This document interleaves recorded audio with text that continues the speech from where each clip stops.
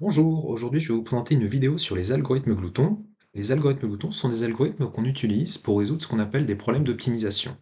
Là, dans cette vidéo-là, je vais vous présenter un problème d'optimisation qui s'appelle le problème du rendu de monnaie. Alors le problème du rendu de monnaie est assez simple, en fait, j'ai une somme d'argent à rendre et je me pose la question, comment faire pour rendre cette somme avec le minimum de pièces? Ça veut dire le nombre le plus petit de pièces.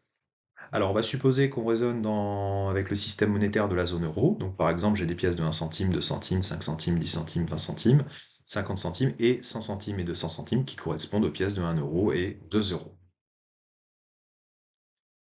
Donc, le problème consiste à trouver le nombre de pièces de 1 centime à rendre, le nombre de pièces de 2 centimes à rendre, le nombre de pièces de 5 centimes à rendre, et ainsi de suite jusqu'à 2 euros. Par exemple, si je veux rendre 78 centimes d'euros, eh bien, je peux rendre 2 pièces de 1, 3 pièces de 2, une pièce de 20 et une pièce de 50. Donc là, en fait, je respecte la contrainte. La contrainte, c'est que la somme des pièces rendues corresponde à la somme à rendre. Alors, le problème du rendu de monnaie est un problème d'optimisation. Et un problème d'optimisation comprend toujours deux choses. Une fonction à optimiser, c'est-à-dire à minimiser ou à maximiser, et une contrainte à respecter. Dans le cas du rendu de monnaie, en fait, la fonction à minimiser, c'est le nombre de pièces à rendre. Et la contrainte, c'est que la somme des pièces que je rends corresponde à la somme rendue. Alors pour résoudre ce problème-là, on va avoir deux méthodes différentes, hein, il y en a plus que ça, mais nous on va s'intéresser uniquement à ces deux-là. La première méthode, c'est la méthode force brute, qui consiste à envisager toutes les possibilités de rendu possibles et à ne garder que la meilleure, ça veut dire celle qui minimise le nombre de pièces. À l'inverse, on a une autre méthode, que je vais vous présenter plus tard, qui s'appelle l'algorithme glouton, et qui consiste à chaque étape de l'algorithme à faire le meilleur choix parmi les différents choix possibles qui s'offrent à moi. Donc quel est l'algorithme le plus adapté pour résoudre le problème du rendu de monnaie? Alors on commence par l'algorithme force brute. Pour simplifier, on va raisonner sur un système de pièces réduit avec uniquement 1 centime, 2 centimes et 5 centimes, et je veux rendre la somme de 8 centimes. Donc voilà, on a 7 possibilités de rendu différentes, et on constate que le rendu qui minimise le nombre de pièces, c'est la dernière ligne, c'est si je rends 1 centime, 2 centimes et 5 centimes, au total j'ai rendu 3 pièces. Alors cette solution qu'on obtient, hein, qu'on peut représenter sous la forme d'un triplet, hein, une pièce de 1 centime, une pièce de 2 centimes et une pièce de 5 centimes, ça fait 3 pièces, et ben c'est la solution optimale de notre problème. Alors maintenant, regardons comment fonctionne si on applique l'algorithme glouton. Alors, le choix glouton est assez simple, ça consiste à chaque étape à faire le meilleur choix possible. Et le meilleur choix possible pour minimiser le nombre de pièces rendues, bah, c'est de commencer par rendre les pièces de plus forte valeur. Donc je commence par la première pièce de plus forte valeur, et je la rends tant que je peux la rendre.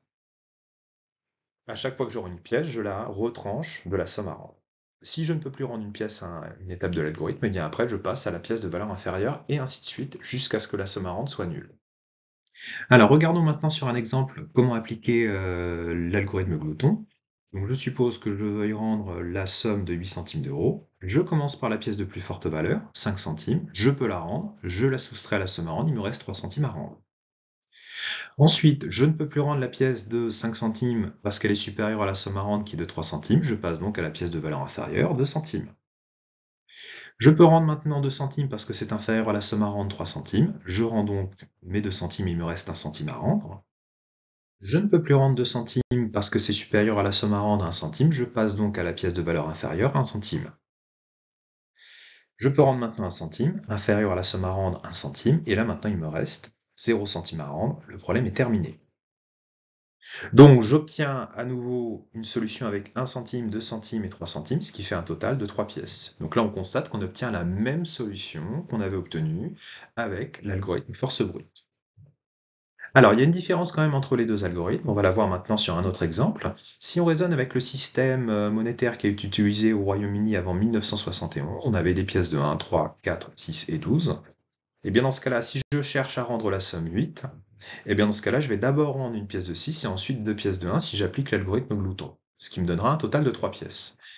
Je vois que là, l'algorithme glouton, il passe à côté de la solution optimale du problème, parce que si on applique maintenant l'algorithme force brute, on va envisager toutes les possibilités, et notamment on va tomber sur celle qui consiste à rendre deux pièces de 4, ce qui fait un rendu de 2 pièces, donc bien meilleur.